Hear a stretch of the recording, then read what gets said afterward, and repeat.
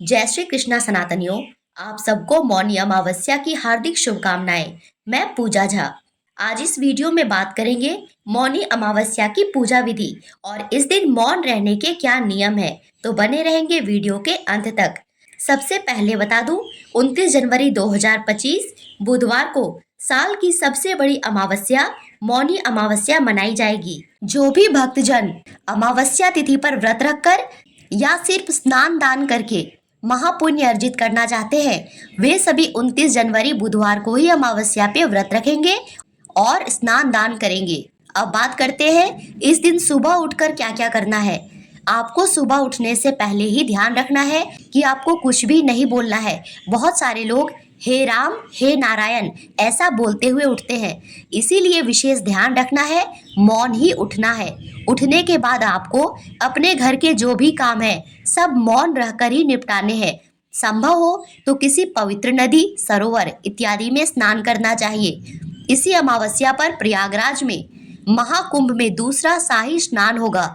अगर आप कहीं नहीं जा सकते हैं तो अपने घर में नहाने के जल में गंगा जल और काले तिल मिलाकर स्नान करें। अमावस्या तिथि पर विशेष ध्यान रखें कि सिर्फ पानी डालकर ही स्नान करते हैं। स्नान के बाद आपको पूजा करनी है।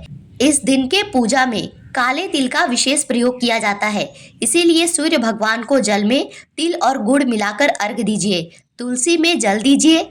इसी के साथ अमावस्या तिथि पर जरूर से जरूर पीपल के पेड़ की पूजा की जाती है, भवरी दी जाती है।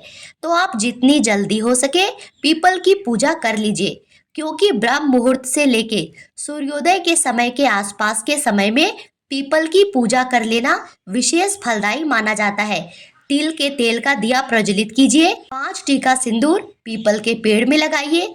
फिर एक लोटे में जल, दूध, तिल, गुड़ डालकर ओम विष्णवे नमः, ओम विष्णवे नमः ऐसा मन ही मन बोलते हुए जल अर्पित कीजिए।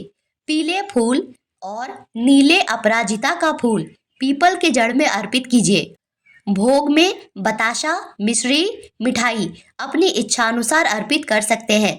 फिर धूप दीप दिखाकर फेरी शुरू की जाती है, जिसको परिक्रमा करना भी कहते हैं। कोई भी परिक्रमा खाली हाथ नहीं की जाती है, इसीलिए आप पहले से ही जितनी परिक्रमा करनी है सोचकर उतने ही किशमिश के दाने या बादाम या कोई भी चीज हाथ में लेकर परिक्रमा कर सकते हैं।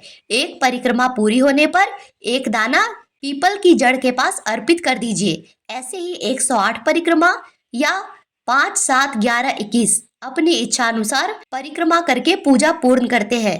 आप परिक्रमा के दौरान कलावा या कच्चा सूत भी पीपल पर लपेट सकते हैं। विशेष ध्यान रखना है, आपको मौन रहकर ही ये पूजा करनी है। इसके बाद अगर आपके घर के आसपास कोई शिव मंदिर है तो अमावस्या के दिन शिव मंदिर में तिल के तेल का दिया जरूर जलाना चाहिए।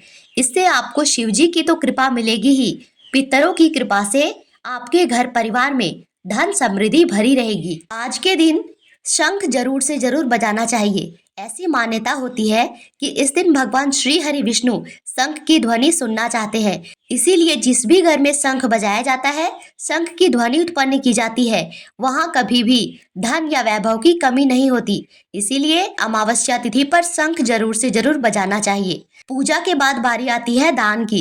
दान में आपको सीधा दान करना चाहिए, जिसमें दाल, चावल, आटा, आलू, ऋतु फल, ऋतु की सब्जियां इत्यादि होती है। इसी के साथ इस दिन तिल का दान महादान माना जाता है, तो तिल की मिठाई, लड्डू या तिल भी दान कर सकते हैं। साथ में दक्षिणा का पैसा देकर दान पूर्ण किया जाता है। वैसे तो दान की कोई सीमा नहीं होती। आप मौसमी वस्त्र, कंबल, गाय, बछड़ा इत्यादि यथाशक्ति दान कर सकते हैं। इसी के साथ अमावस्या तिथि पर ब्राह्मण भोजन कराना विशेष फलदायी माना जाता है। और ये सब काम करने के बाद आप चाहे तो अपना मौन तोड़ सकते हैं। कुछ लोग पूरा दिन ही मौन रहते हैं और संध्या काल की पूजा, जो कि अमावस्या में बहुत विशेष महत्व रखती है, उसके बाद अपना मौन तोड़ते हैं। तो आप अपनी इच्छा अनुसार जैसा आपको ठीक लगे कर सकते हैं। भगवान भाव के भूखे होते हैं। आप जो भी करेंगे वो सब जरूर फलित होगा और आप पर भगवान की असीम कृपा दृष्टि बनेगी। इसी के साथ अमावस्या तिथि पर संध्या काल की पूजा का विशेष महत्व होता है। इस दिन संध्या काल के समय दीप दान किया जाता है। मुख्य दरवाजे पर तिल के तेल का दिया जलाते हैं।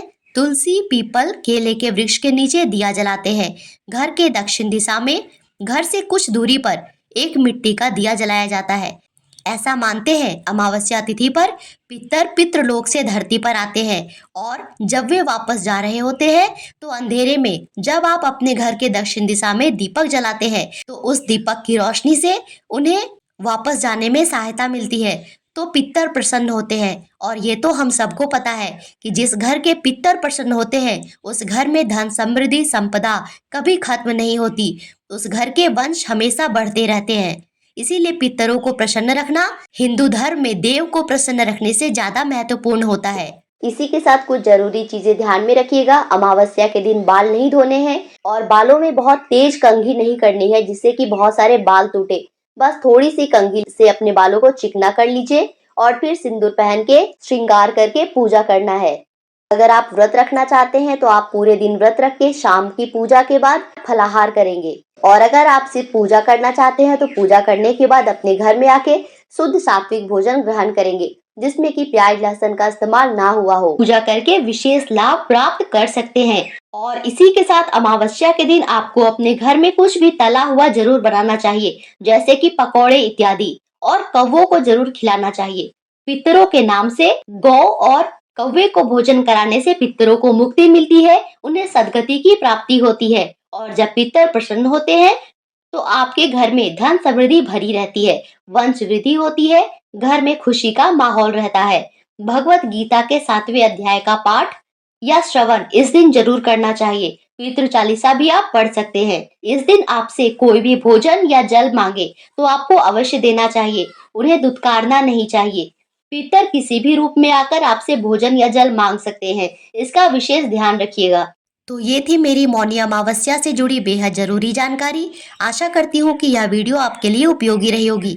वीडियो पसंद आए तो चैनल को सब्सक्राइब एंड वीडियो को लाइक करना मत भूलिएगा। Thank you so much for watching. Stay tune for more videos. Radhe Radhe.